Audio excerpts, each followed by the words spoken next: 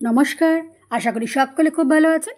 আজকে আমি পাঠ করে শোনাবো লেখক উপেন্দ্র কিশোর রায়চৌধুরীর ছোট গল্প লাল সুতো আর নীল সুতো।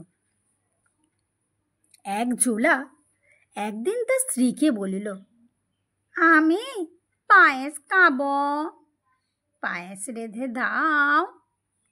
জোলার স্ত্রী বলিল, ঘরে কাঠ নেই, কাঠ এনে দাও, পায়েস রেঁধে দিচ্ছি। জোলা কাঠ আনিতে গেল।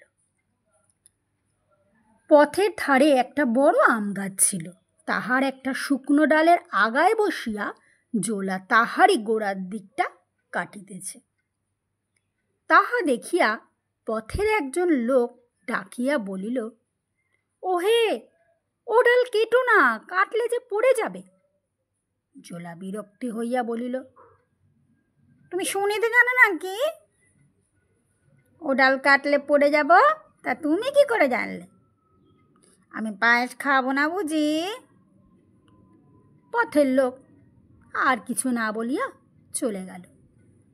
খানিক পরে জোলাও ডাল শুদ্ধ পড়িয়া গেল। গাছ হইতে পড়িয়াই জোলা ভাবিল, তাই তো, আমি যে পড়ে যাব তাও জানল কি করে? ও নিশ্চয়ই একটা কেউ হবে। এই ভাবিয়া জোলা ছুটিয়া গিয়া পথিকের পা জড়াইয়া ধরিয়া জিজ্ঞাসা করিল, প্রভু, আপনি কে?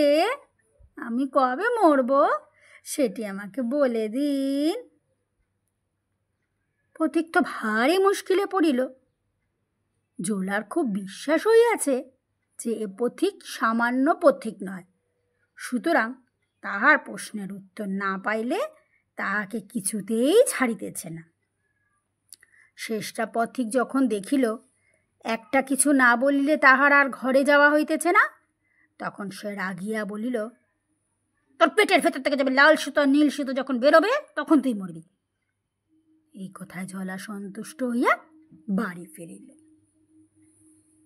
এখন হইতে জোলা ঠিক হইয়া বসিয়া আছে যে লাল সুতো আর নীল সুতো বাহির হইলেই তাহার মৃত্যু।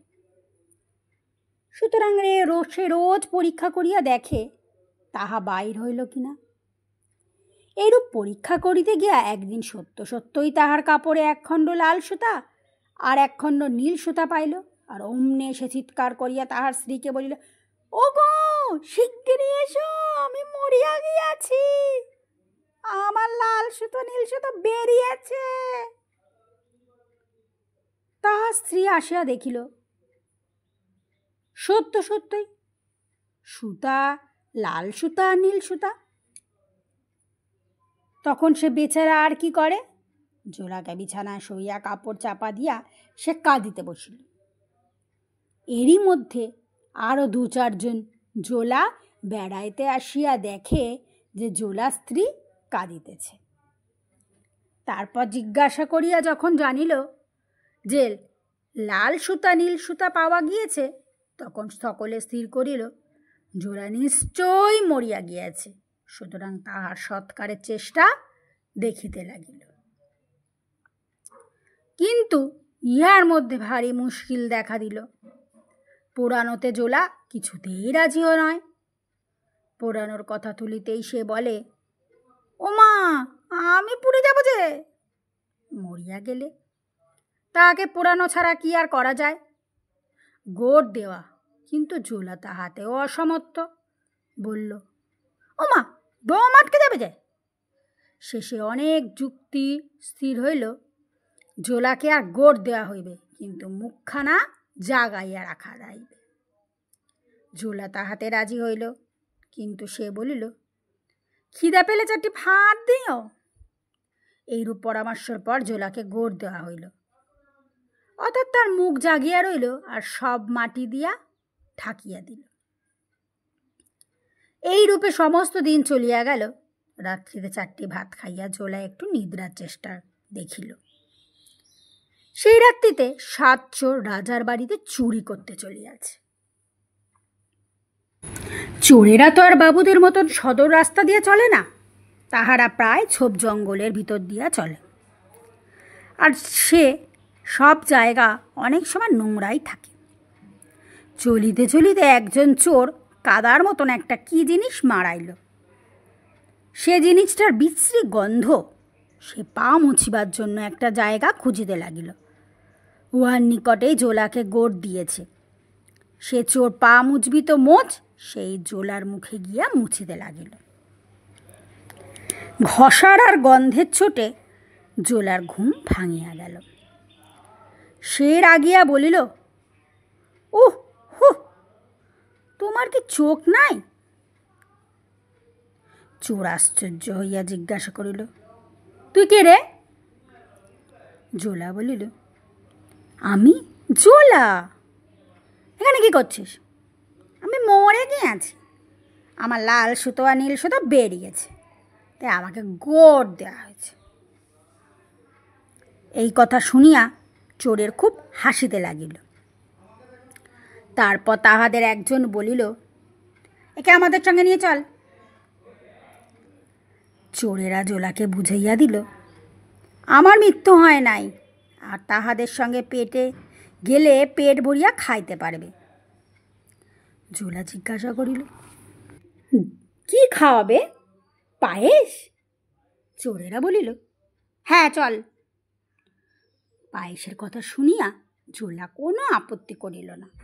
চোরেরা তাহাকে উঠাইয়া লইয়া চলিল। রাজার বাড়িতে গিয়া চোরেরা রাজার ঘরে এক প্রকাণ্ড শীত কাটিল।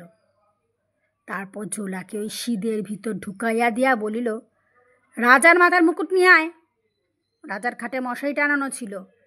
তাহা দেখিয়া জোলা ভারী আশ্চর্য হইয়া গেল। সে মশারির চারিদিকে ঘুরিয়া কোথাও তাহার দরজা দেখিতে পারিল না। সুতরাং চোরেদের নিকট ফিরিয়া আসিয়া বলিল, হলো না, ওর ভিতর একটা ঘর আছে, তার দরজা নেই।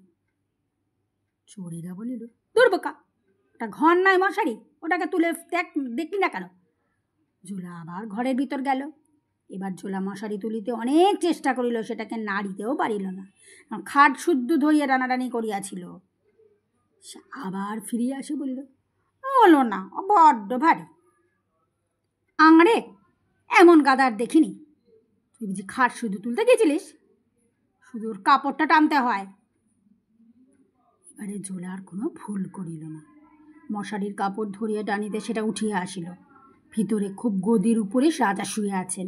তাহার গলায় ঝালর দেওয়া অতিশয় পুরু লেপ দেখিয়া জোলার মনে ভারী দুঃখ হইল। সে ভাবিল, বুঝি রাজাকে গোড় দিয়েছে। এরও লাল সুতো নীল সুতো বেরিয়েছিল নাকি? জোলা যত ভাবে ততই আশ্চর্য হয়, আর তত তাহার জানিতে ইচ্ছা করে রাজামশাইয়ের লাল সুতো নীল সুতো বাহির হইতেছিল কিনা। শেষটা এমন হইল যে এই খবরটা তাহার না জানিলেই নয়। সুতরাং সে ঠেলিয়া জাগাইল, আর তিনি চোখ মেলিবা মাত্র জিজ্ঞাসা করল, লাল সুতো নীল সুতো বেরিয়েছে? ইহার পর একটা মস্ত গোলমাল হইল। রাজবাড়ির সকলে জাগিয়া গেল। 7 চোর ধরা পড়িল। তাহার সঙ্গে সঙ্গে জোলাও ধরা পড়িল।